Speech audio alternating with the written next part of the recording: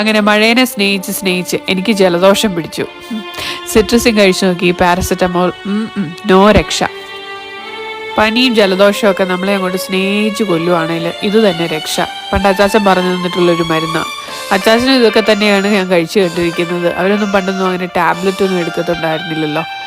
അപ്പം ഇതുപോലെ റം എടുക്കുക, അതിനകത്തോട്ട് ഇച്ചിരി നല്ല പൊടിച്ച കുരുമുളക് 1 ടീസ്പൂണ് അങ്ങോട്ട് വിതറണം.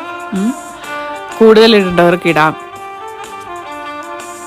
എന്നിട്ട് അതൊന്ന് സെറ്റിലാവുമ്പോഴത്തേക്കും അതിനകത്തോട്ട് ചൂടുവെള്ളം, നമുക്ക് കഴിക്കാൻ പാകത്തിന്, ഒത്തിരി തിളച്ച വെള്ളമല്ല, ചൂടുവെള്ളം ഒഴിച്ച് നന്നായിട്ടൊന്ന് ഇളക്കി അങ്ങ് എടുക്കണം.